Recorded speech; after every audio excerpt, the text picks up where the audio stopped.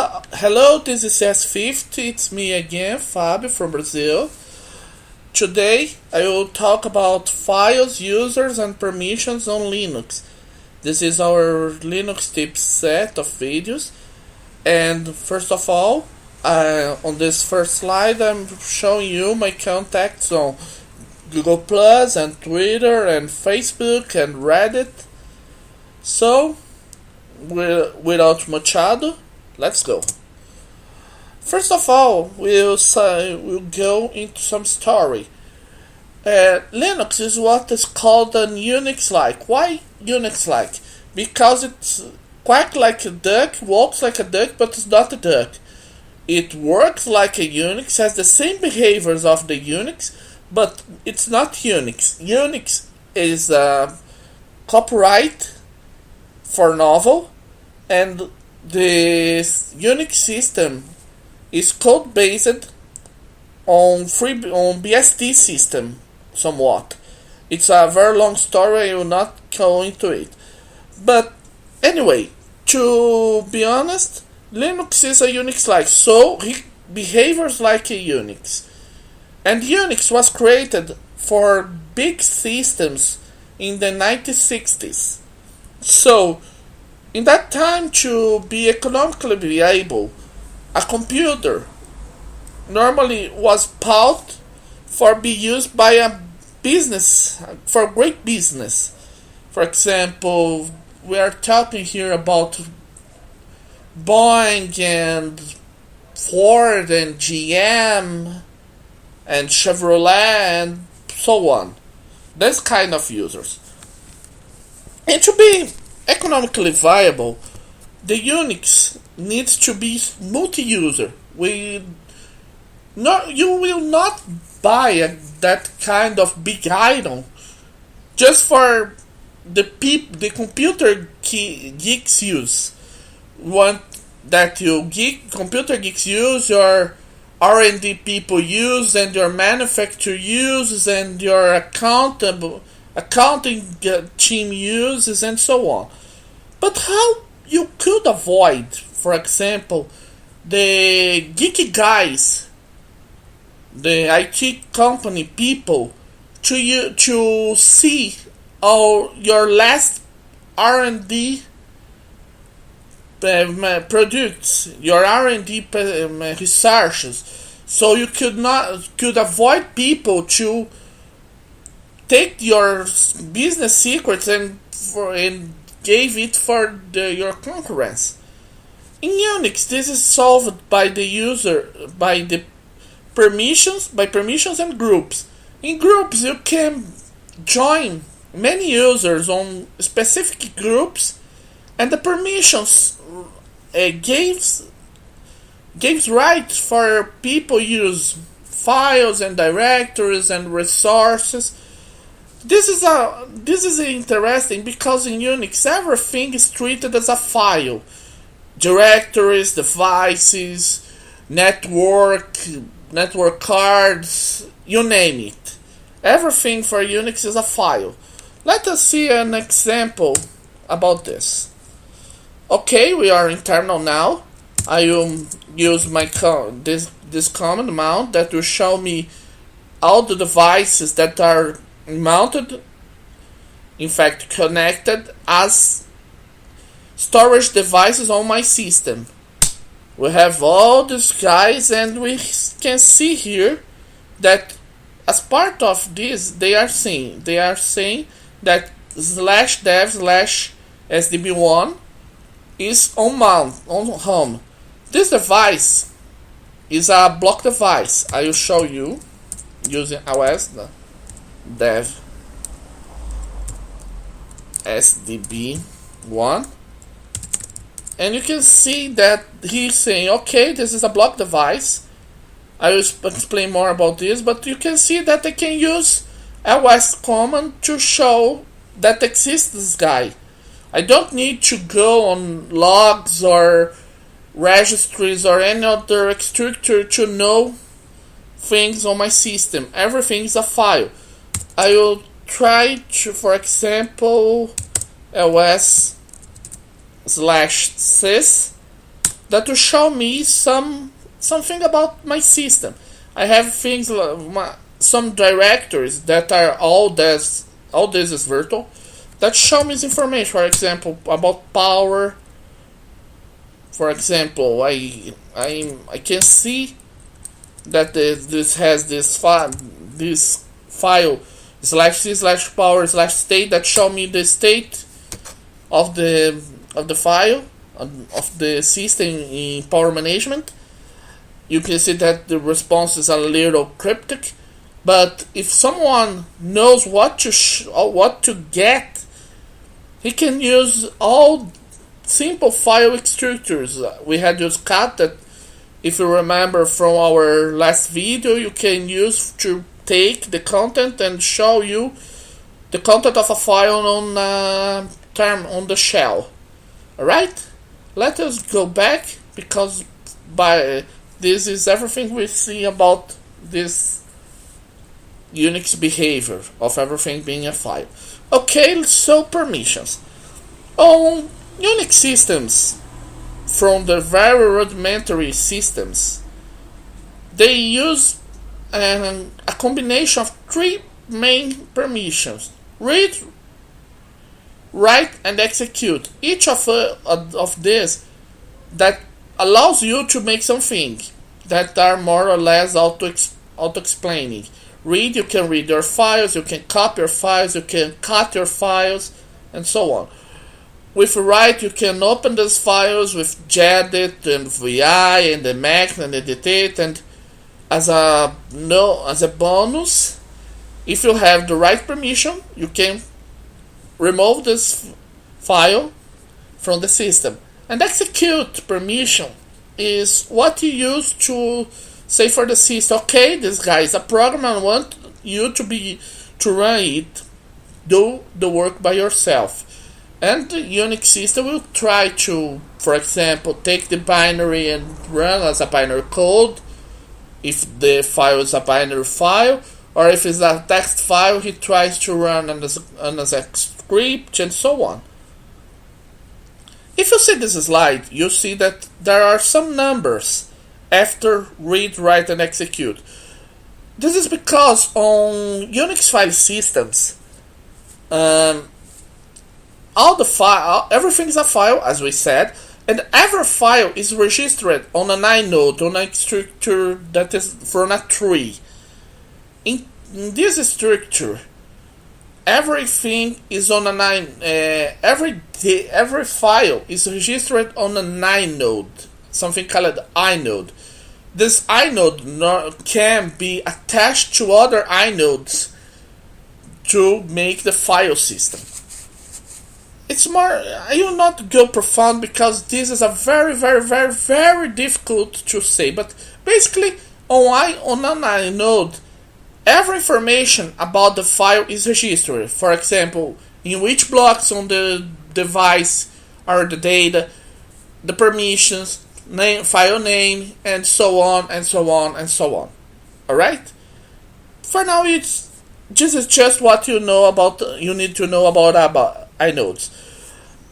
On the inode, there's, as I said, there's a space for the permissions. And so, these permissions are registered as bits on flags.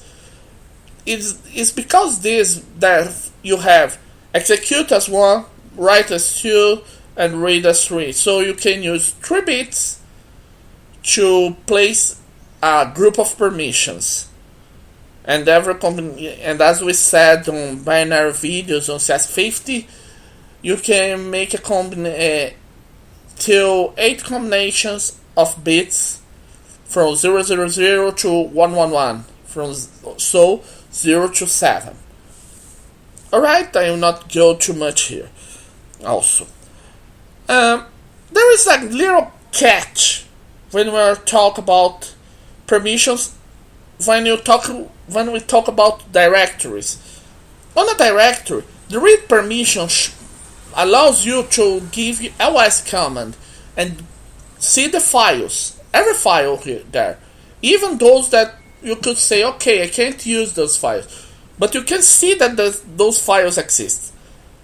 There's a way to make the file hidden, or more as there is talking on Unix lingo, uninteresting. That's put a dot on the start of the file. Many of the so-called dot files are configuration files. I will not go so much on this also. The right permission allows you to remove files and to touch files and to create files on that directory if you have this permission. And execute permission is a little catchy because it's not execute. You can't execute a directory, so it's not a file.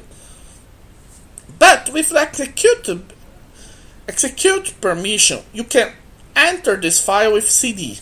If you don't have an execute permission, you can't enter those directions. Even if you can see it with OS, if you can't even let us say an example. You are in home and there's a directory you can see with OS, but for you don't have the execution permission.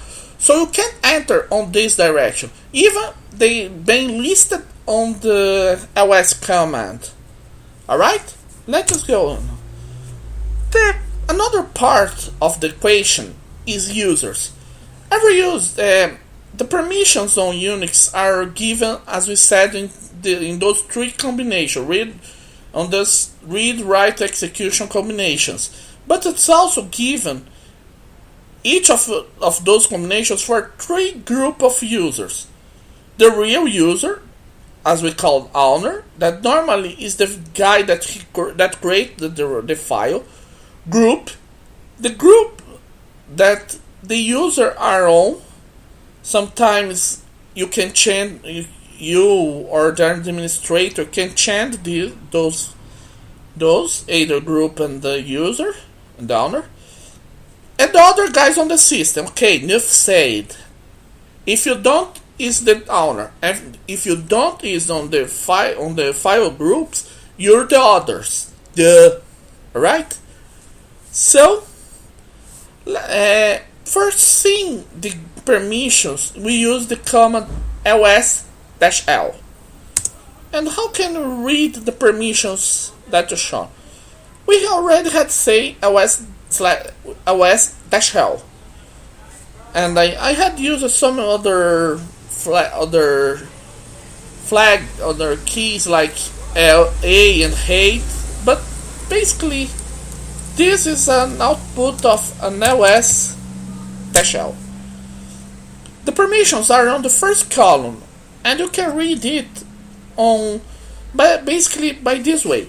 The first, normally there is a sequence of 10 characters.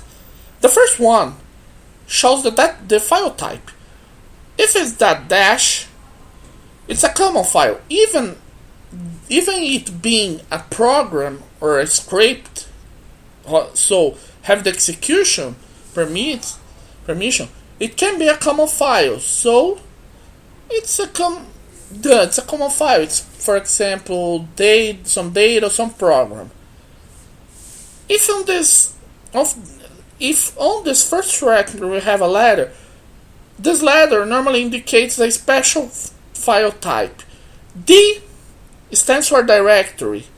If you see back here, and you see this file here, remember, on Unix everything's a file, even directories. This file, the so-called file backup, it's a directory. We can see here that's a D. If there are some other symbols that is common to see. L for symbolic link, that is basically like Windows shortcuts. It's a pointer, so you can say, okay, this guy is really pointing for somewhere else. On this case, we have this downloads here, that is shortcut for the /media/sf _downloads directory. So he's marked for L. there's some other characteristics about links that I will not go deep on this video. And there are other two special file types that normally you can see: B and C. B is for block device, that normally are the directories. Normally, a block device is a device that is a storage device. For example, if we go back here and and if we go back here and looks for our /dev/sdb1 that we had seen first, we can see that he's not on a file that as everything on Unix, but he's a block device. This file represents for the system a block device, storage in this case. To be more exactly, an extra virtual disk that I put on my device. I will not enter on the details. You can, but everything, almost every storage device is shown as block device on Unix, and character device that normally stands for things like your terminals and your networking. For example, let us see an example here that I will is /dev/pts/0. Dev pts0 is more exactly a virtual special device that was created when I opened my terminal. I will not go deeper also on this. These are how these are created, how the terminal calls it. It's a very deeper thing that normally you can study on operating system design. For now, you can see that he has a C here, so he's also a file, and he represents character device, on this case our terminal. All right. Done for the first character, the file type. The remaining 9 characters can be split on 3 blocks of 3 characters each one. Second to fourth the characters stands for the owner's permission. So the guy, that's the user. How can I see on OS-L the owner of a file? The first name that shows here, you can stand this as your 4th column on the OS-L output, shows you the owner of that file. On this case, the core file is owned by J. Harvard. So the first block of permissions represents the owner, so J. Harvard's permissions. You can read this by this way: R, if there is an R, they are represented on a sequence of read, write, execute permissions, R, W, X character. But if you don't see a character, you have a dash on it, you can understand that specific permission is unset. They are not valid for that file. For example, here we have RW dash.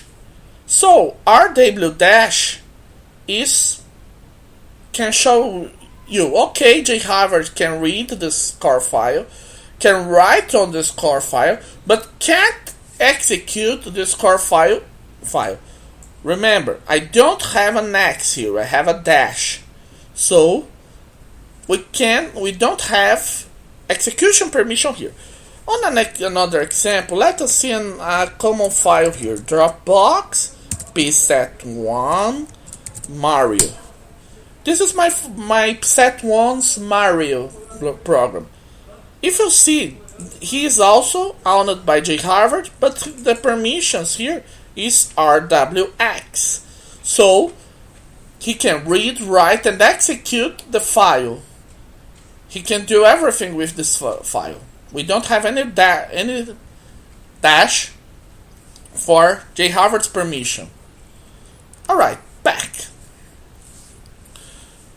The 5th to 7th permission characters represent group's permission.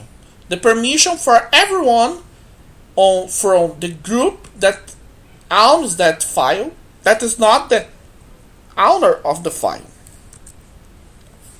The group is listed on the 4th column on ls-l permissions. So here for core, the group is student, as in here on Mario. Let us see the permissions for core and Mario for the students. On core, we have r dash dash. So everyone from the students group that is not J Harvard can read core, but he can't write because we have a dash where we should have a W, and could not execute because we have a dash where should be an X. On Mario is even worse because there is dash dash dash. So anyone from the group students can do nothing with Mario because all their permissions are unset for group. Alright? And for the last three characters, 8 to 10, are the others permission, are the permissions that are applied for everyone that is not the owner and everyone that is not the group, are not from the group for the file. On those case, for everyone that is not J Harvard and everyone that's not from the student groups. Okay, let us see for core first. Core, as on the students, for the other guys, core has r dash dash. So people can, everyone in the system that is not from, is not J Harvard and is not on the U students group, can read, but cannot execute or write on core.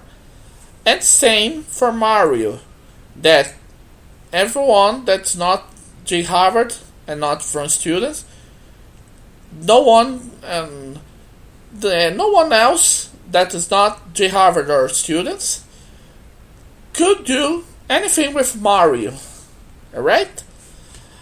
There are some other specific permissions, advanced permissions that you could see on Google about them. Basically, set UID, set GID, and sticky bit. On a very speed resume, set UID makes the system treat this file as anyone that tries to open that file can work as it was the owner. GID, set GID, do the same thing, but for the group. And sticky bit is a little tricky permission that makes a very interesting thing, especially on directories. That if you put a sticky bit permission on directories, no one can, even people having the right permission, he can't remove a file unless they are the owner of the file. It's a very good trick to learn for temporary directors and warehouse directors are they called on systems. Alright? Let us go back, let us continue here. I will not talk too much, as I have said. You can see those how to set or unset and read about those exceptional permissions if you Google about Unix permissions. Okay, we had said everything about users and groups, and as we had said, all the permissions are based on the users. The users are normally shown on two ways. The name of the user that you use for login on your system that shows for you on OS, and as a number that the system can use to make the internal operations. Remember, computers can treat better with numbers than with text. On the appliance, the J Harvard user, that is our default user, the so-called John Harvard, is the user 1000. I had put here, but you say, oh, how can you say this? When you create a user, the system provides you this number. Normally, there are some commands that create users, and all times you create the user, he can provide a number, or the system can give you a number. Normally, you accept the number that the system sees. And those are registered on a special file that's called /etc/passwd. You can see that there's a file that everyone can read, but just the owner, on this case the root user, is a special user, can write on it. As you can see, let us see, for example, how can I know that J Harvard is a user 1000? Okay, I will use this exceptional, this special utility from Unix that's called grep. I give the text I want to search J Harvard, and the file, in this case /etc/passwd. Voila! He showed me. It's okay. There is the J Harvard. And this file is column separated, and you can see that the first is the username J Harvard X, that represents there's a special field that say, okay, if you want this to see this, the password of this guy, there is the other file. I will not talk about this too much. I will not go deep on this topic. And you can see that, okay, the third space is called UID, user identification. Is the number that the system used to represent the user on internal operations, and the number is 1000. You can say, okay, this file is, but there's other users. Well, we can see cat -etc/passwd. There's lots of users. Many of those users are users that you, how can I say, they're administrative. You can't use this as user for day by day. They're created as a way to isolate some operations, so people they're used as a security measure. So someone that compromise, for example, Apache, could not gain access as a root. He takes some less permissions, normally a very low permissions. And in this case, we have just two real users, CS50 and J Harvard. All the other users are just for security reasons. We'll not go too much on this more. As I said, users are normally part of groups, and as I had said, groups can be used for accounting. For example, say, okay, the guys from RD has used X gigabytes of storage, and they used X% of CPU, and so on and so on. A security so people from the RD group could not see things of accounting group and vice versa. And administration, okay, the guys of RD group needs a new software install and then we'll use. I just give permission for them to use. The rest of the business don't need even know that this exists. And a user can be part of one of more groups. I can show you this by use grep again on another special file called /etc/group. We can see that there is two groups where jharvard are part of, Will and VBox VBox is a special group for VirtualBox that I use as my virtualization system here that provides some extra functionality. I'll not go deep on this. But more interesting is this. Will Group. Will Group allows people to use sudo. Sudo is a special command that allows people that are authorized some way, on this case on the normal setup, the people that are part of Will Group, to use special commands that require administrative powers, basically root permissions. As I had said, you can see all the groups via /etc/group. Alright, here we are. There is lots and lots of groups here. Even students that curiously, there is a little catch here. You can say, okay, why jharvard is not only students group if you see students group on files that are owned by jharvard. The catch is here. I'll show you again. I will grab again jharvard information from etc passwd. The fourth column, remember, it's a column separated file, shows you another number, another 1000. That 1000 is called GID. GID, G-I-D, it's the group ID, basically main group ID.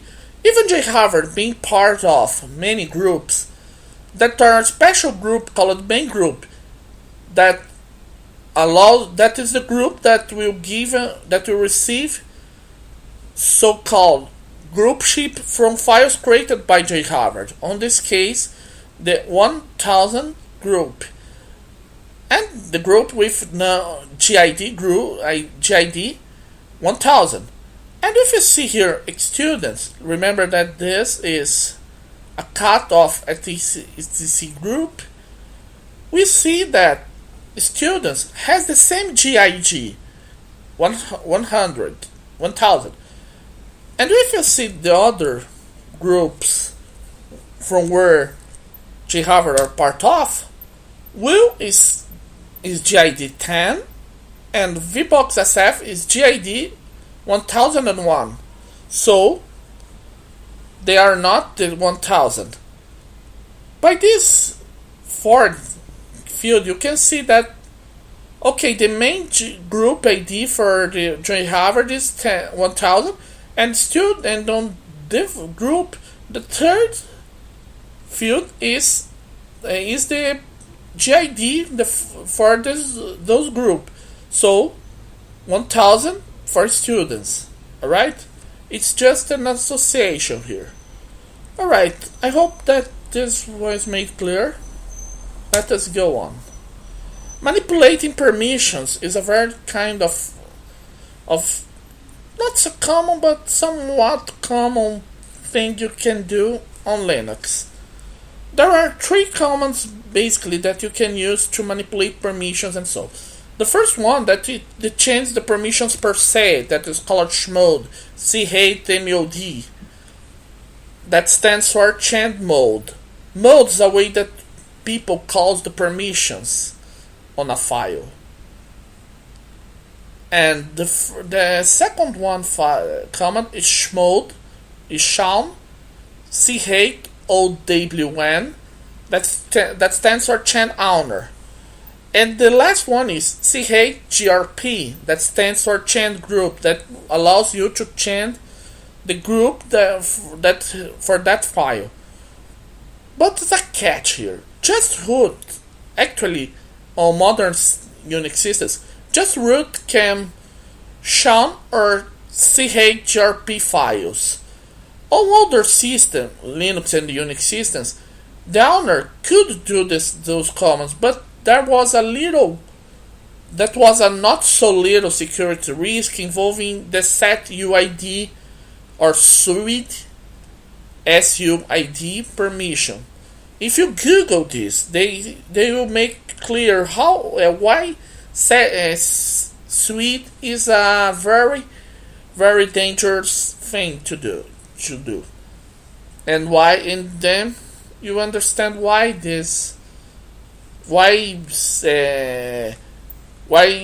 shawn and CHGRP can't be done anymore by the owner of the file, and only root and the owner of the file can change the mode for a file, can change their permissions, so given a chmod command. And how can you change the permissions for chmod? First of all, the more traditional way is by numbers. You remember back when you talk about the permissions and said about the numbers, about that each permission is represented of 4, 2, and 1. So, and remember when we said that there are in groups of 3 for user group and others. So you can do basically, let us think. I want to give the permission for read and write for the user for the so-called foo file, and we want to give permission R for reading for the group and the other guys. We can do this by chmod 644 foo. Why? Remember, read is represented by 4 and write by 2. The sequence is user group others. Remember every time this. When we want to chmod a file foo, we think, okay, I want to read 4 and to write 2. Give for the owner read and write. See, 4 plus 2 stands for 6. And for the group, we want just reading permissions 4. And for the other guys, just 4. Also, just reading. Let us see an example. I will use touch foo. Okay, I created a very simple foo with touch. That's very useful for this kind of thing. And let us use the permission we had said, 644 foo.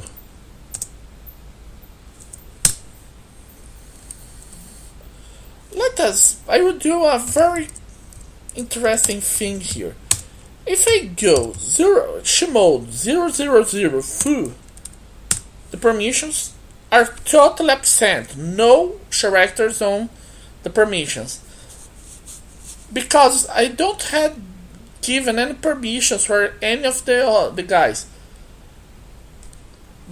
I don't have a read, I don't have a write, and I don't have an execute, so I don't sum no number, so 0. If I go back and do again chmod 644 foo ls, you can see, and if you had understood, you can read that, okay, I had set the read and write permissions for the user and read for the the group and the reader for other guys. With time, permission reading goes second nature if you stay calm and don't panic on Linux. A more sophisticated way to show the permissions you want is by character indication.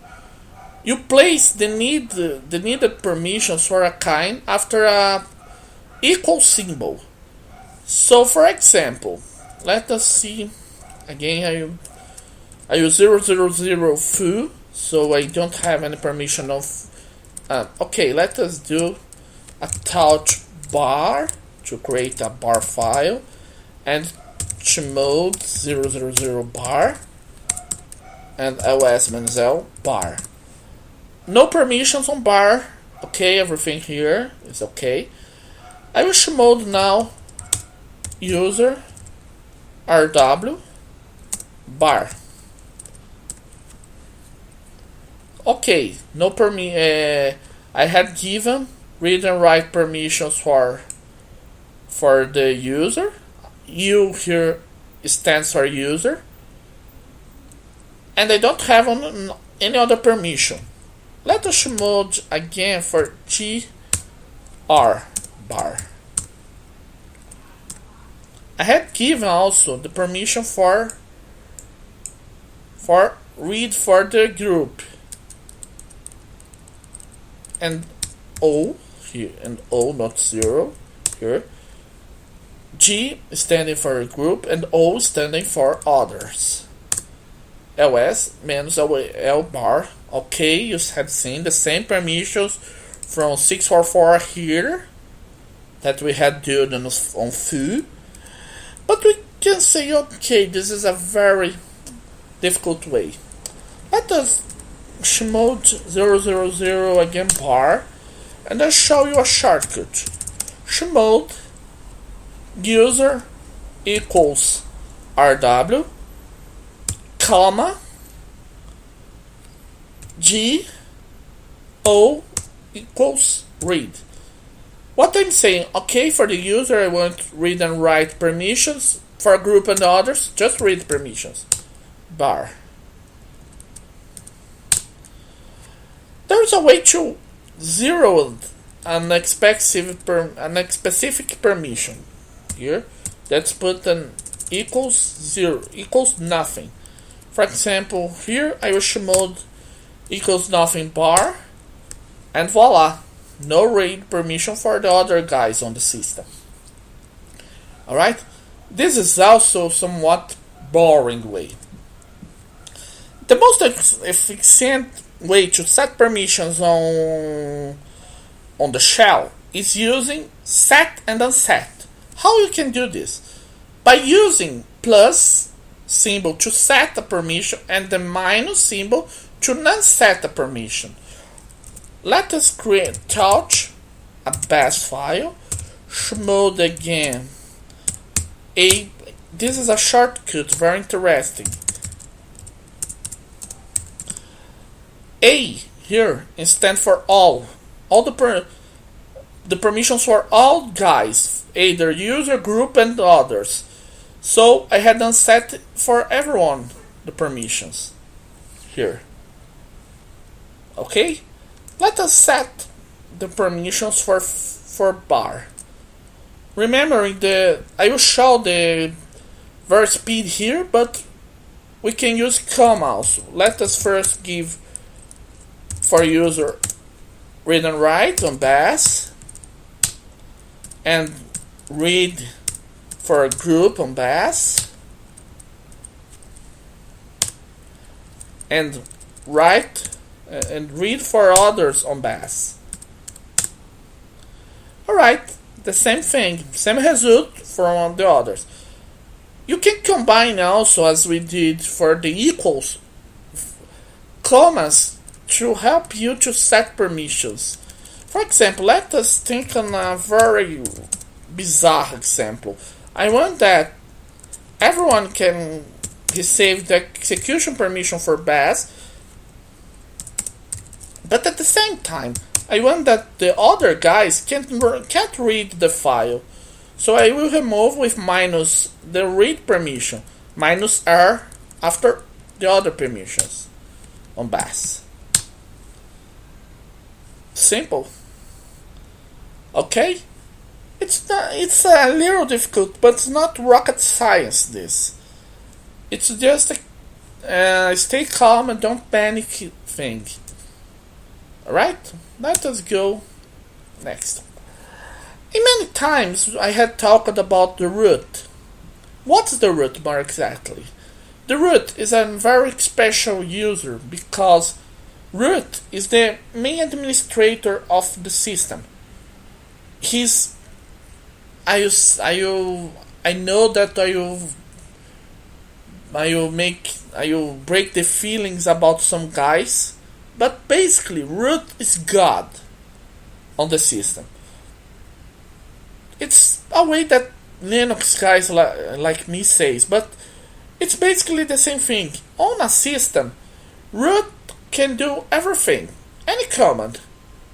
He can cut all files, he can read all files, even remove a file. He can use every kind of commands, including things that could break the system until render it useless. This special file, this special user, has a very special UID. Let us grep root etc. pass wd. You can see that there is root here, and the UID is 0.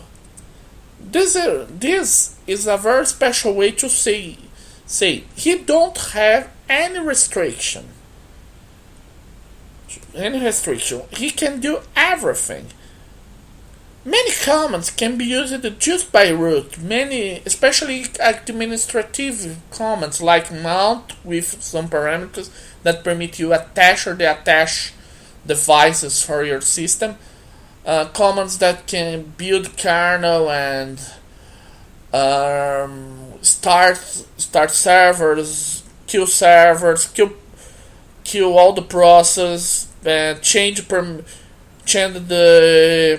priorities of programs and so on and so on. And just root can do this, or in modern Linux system, users that can use sudo. People, as we saw before, people that are from will group.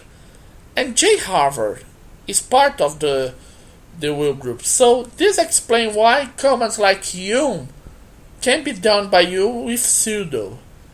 You can do sudo yum install blah to install a new software package on your appliance. Alright?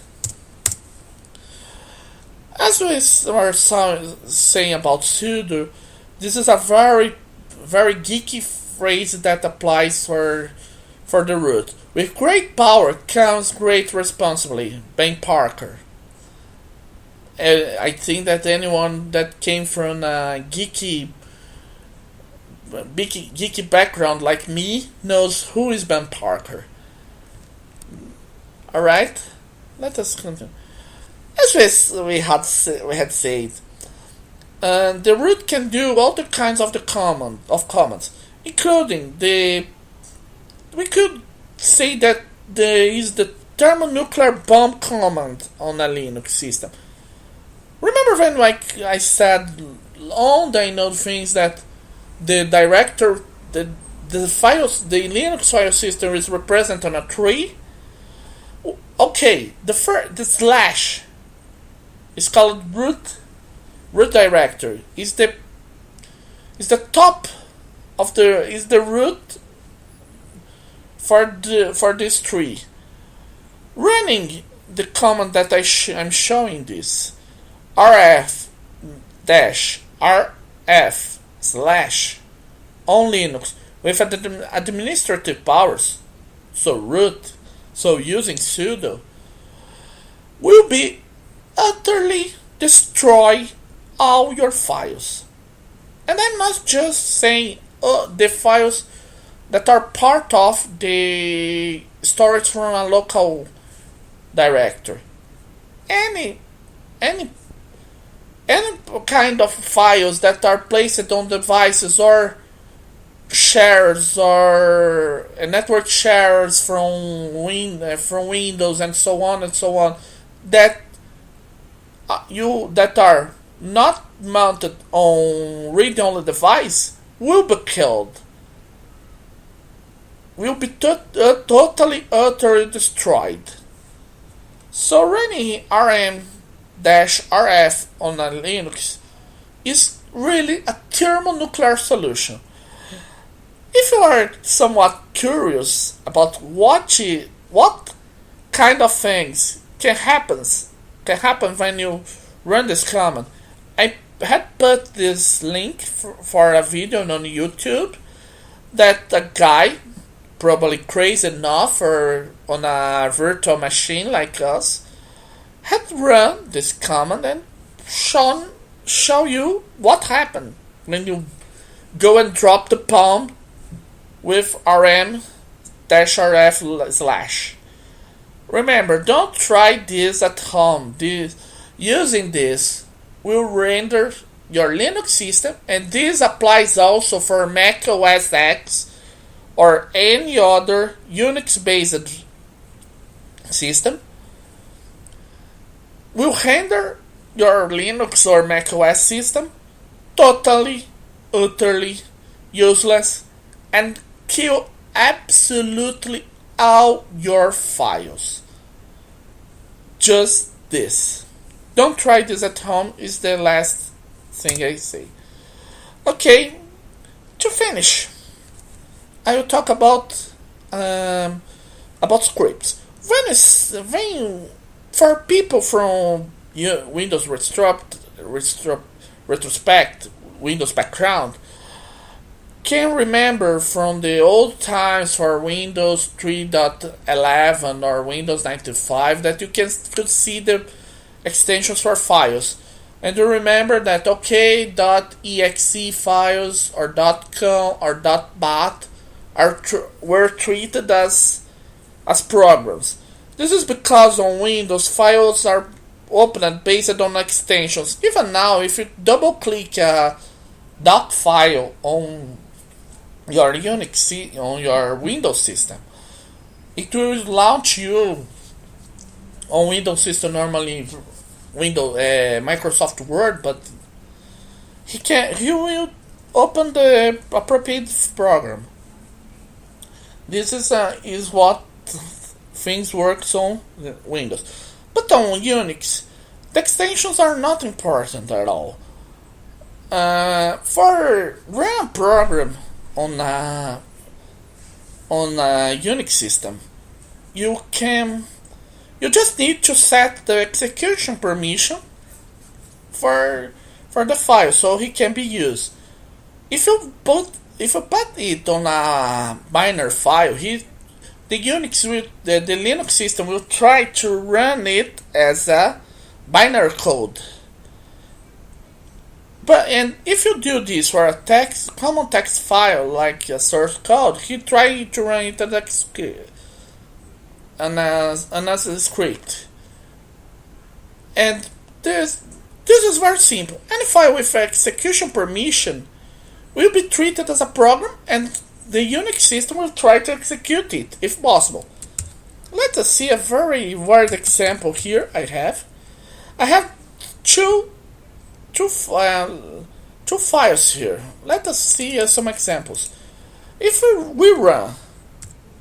we try to run this file here, r627.jpg, that we as humans know is a JPEG, the system will try to run it as a binary code.